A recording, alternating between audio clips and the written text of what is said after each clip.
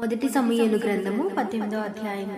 దావీదు సౌలుతో మాట్లాడుట చాలించినప్పుడు యోనాతాను హృదయము దావీదు హృదయంతో కలిసిపోయెను. యోనాతానును దావీదును తనకు ప్రాణ స్నేహితునిగా భావించుకుని అతన్ని ప్రేమించెను. తండ్రి ఇంటికి తిరిగి అతన్ని వెళ్ళనీయక సౌలు అతన్ని చేర్చుకొనెను. దావీదు తనకు ప్రాణ స్నేహితుడని భావించుకొని అతన్ని ప్రేమించెను. యోనాతాను అతనితో నిబంధన చేసుకొనెను. మరియు యోనాతాను తన దుప్పటిని, తన కత్తిని, తన విల్లును, నడికట్టును తీసి దావీదునకిచ్చెను. దావీదు సౌలు తనను పంపిన చోటల్లా సుబుద్ధి కలిగి పని చేసుకుని వచ్చెను గనుక సౌలు యోధుల మీద అతన్ని నియమించెను. జనులందరి దృష్టికి, సౌలు సేవకుల దృష్టికి దావీదు అనుకూలుడై ఉండెను. దావీదు ఫిలిస్తీయుల్ని హతము చేసి తిరిగి వచ్చినప్పుడు స్త్రీలు ఇశ్రాయేళ్ల ఊర్లన్నిటిలో నుండి తంబురలతోనూ, సంబరముతోనూ, వాయిద్యములతోనూ పాడుచు, నాట్యమాడుచు రాజైన సౌలుని ఎదుర్కొంటకై వచ్చిరి. ఆ స్త్రీలు గాన ప్రతిగానములు చేయుచు వాయించుచు సౌలు 1000 కొలదియు దావీదు 10,000 కొలదియు శత్రువులను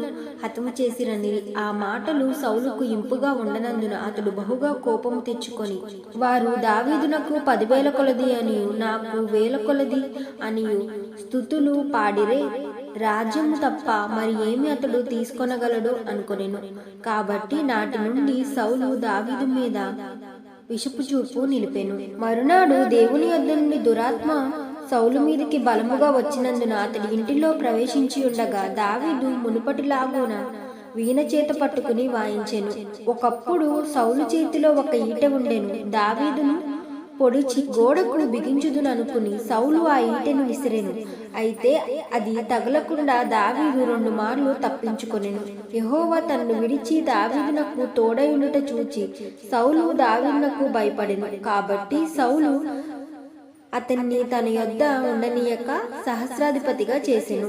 మరియు దావీదు సమస్త విషయములో సుబుద్ధి కలిగి ప్రవర్తింపగా యెహోవా అతనికి తోడుగా ఉండెను. దావీదు మిగులు సుబుద్ధి గలవాడే ప్రవర్తించుట సౌలు చూచి మరి అధికముగా అతనికి భయపడెను. ఇశ్రాయేళ్ల వారితోనూ యూదా వారితోనూ దావీదు జనులకు ముందు వచ్చుచూ పోవుచుండుట చేత వారు అతన్ని ప్రేమింపగా సౌలు, నా చెయ్యి వాని మీద పడకూడదు, ఫిలిస్తీన్ల చెయ్యి వాని మీద పడునుగాక అనుకుని దావీదు మేరాబును నీకిత్తును, నీవు నా పట్ల యుద్ధశాలివై ఉండి యెహోవా యుద్ధములను జరిగింపవలనెను. అందుకు దావీదు, రాజునకు అల్లుడనగుటకు నేనెంతటి వాడను, నా స్థితి అయినను ఇశ్రాయేలులో నా తండ్రి కుటుంబమునైనను ఏ పాటివని సౌలుతో అనెను.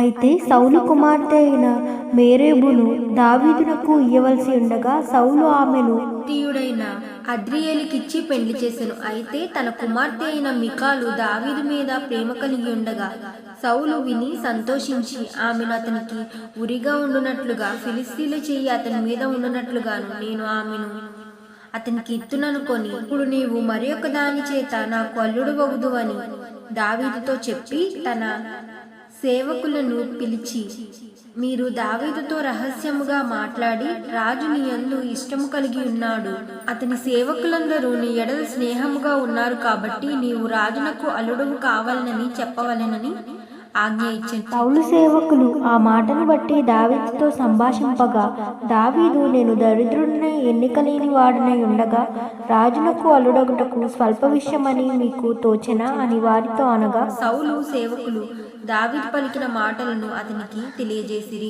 అందుకు సౌలు, ఫిలిస్తీన్ల చేత దావీదును పడగొట్టవలనని తాత్పర్యము గలవాడే, రాజు ఓలిని కోరక రాజు శత్రువుల మీద పగ తీర్చుకొనవలనని ఫిలిస్తీయులు ముందోళ్లు కోరుచున్నాడని దావీదుతో చెప్పుడను. సౌలు సేవకులు ఆ మాటలు దావీదునకు తెలియజేయగా తాను రాజునకు అల్లుడు కావాలనని కోరిక గలవాడే గడపదాటకు మునుపే లేచి తన వారితో పోయి ఫిలిస్తీయులలో 200 మందిని హతము చేసి వారి ముందోళ్లు తీసుకొని వచ్చి రాజుకు అల్లుడగుటకై కావలసిన లెక్క పూర్తి చేసి అప్పగింపగా సౌలు తన కుమార్తె అయిన మీకాలును అతనికిచ్చి పెండ్లి చేసెను. యెహోవా దావీదునకు తోడుగా ఉండుటయు తన కుమార్తె అయిన మీకాలు అతన్ని ప్రేమించుటయు సౌలు చూచి దావీదునకు మరి ఎక్కువగా భయపడి ఎల్లప్పుడూ దావీదు మీద విరోధముగా ఉండెను. ఫిలిస్తీన్ల సర్దార్లు యుద్ధమునకు బయలుదేరుచు వచ్చిరి.